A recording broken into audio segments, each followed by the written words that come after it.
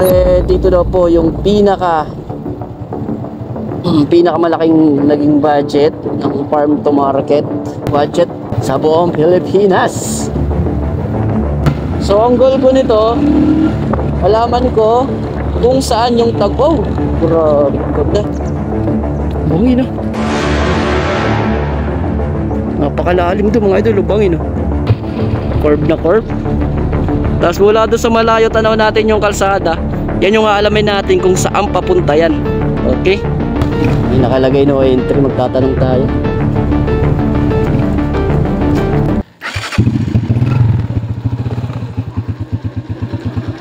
Kaya makikita natin na dito po tayo sa kilometro 0.0 length FMR 2023 pala ito ginawa. Okay, akyat tayo.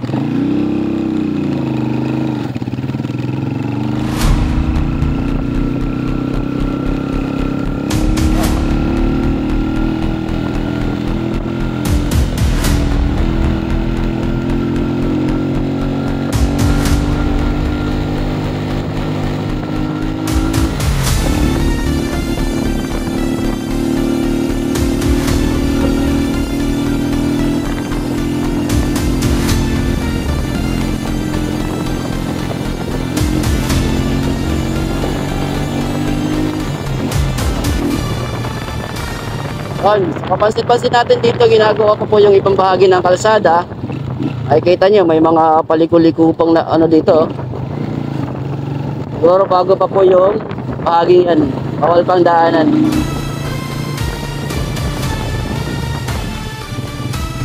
So ang goal ko nito, malaman ko kung saan yung tagpo.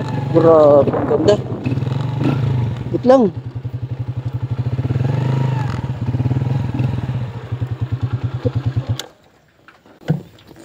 Kumiwas ang huminto.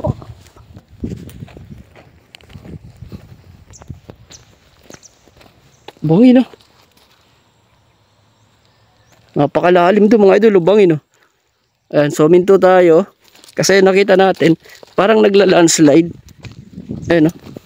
So pag nahulog tayo dyan, patay tayo dyan. Ayan, parang nag-landslide siya. So pag na ano yung lupa na yan, nag-landslide, edi maapektuhan din itong kalsada, bagong kalsada. No, dapat mayroong ano dyan, no? Hindi naman sa nagmamarunong ako, dapat may set file na para hindi magano yung ano, lupa. So, opinion ko lang yun mga idol. Napahinto lang ako kasi napakaganda dito. Oh. Kitang-kita yung ano. Tapos napakalalim. Pag nahulog ka dyan, ako, hirapan ka makakyat. Oh. Alright. No. Oh. Tango lalim, no? Tapos tubig sa baba, naririnig ko.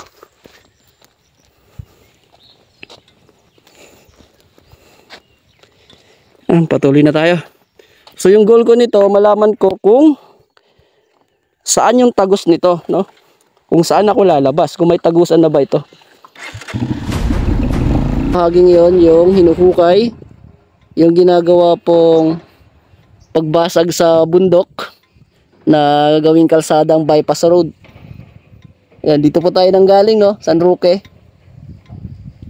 Ayan, so pababa, tapos dito tayo na matitignan natin. Gaya ng sabi ko, goal ko malaman kung saan yung tagusan nito.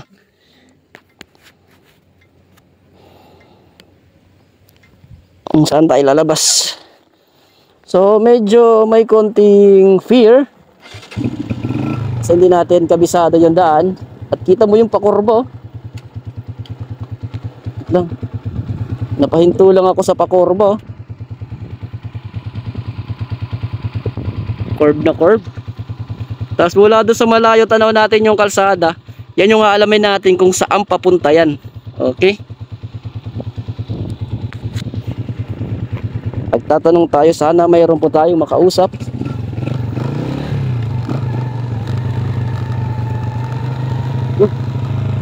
Grabe ang taas.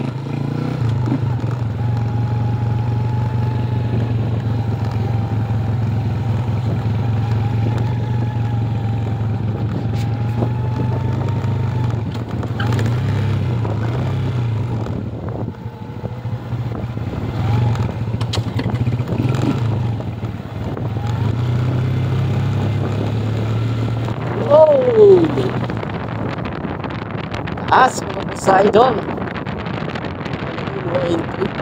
Bakit?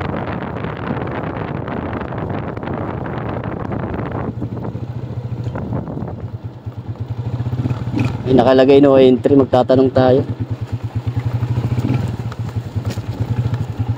Gusto din pa kaya na? Tika, hindi nga karsada. Oo. San Miguel? Adi ya, ngadtulat ginayad na kwan. San Miguel? Diretso na ngadto mo karsada? Ah, pwede ko madi? Oo. Ha? Ah, tanggal na helmet. Mo tira ko nga di requirements. Ha? Ah, private nga di. Diri pa ni kanang gobyerno nga ragyan. Ha? Ano boss? Diri pa? Pare pa turnover. Kan biloso pa no. San Miguel gawas? Proper? Ah, salamat boss. Ah. Ha? Pasok.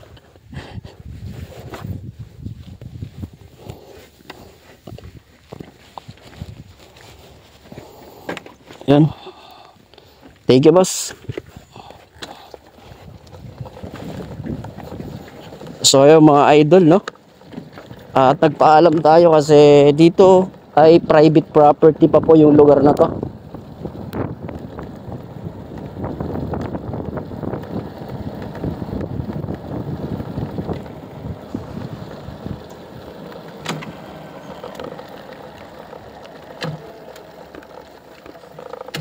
So yung mga idol no, mula dito sa part na ito ay cut lang muna natin yung video kasi masyado na pong mahaba. At ipagpatuloy po natin ito sa next part. And so alamin natin talaga kung saan po yung dulo sa dulo ng mga kalsada na ito, kung saan yung tagusan.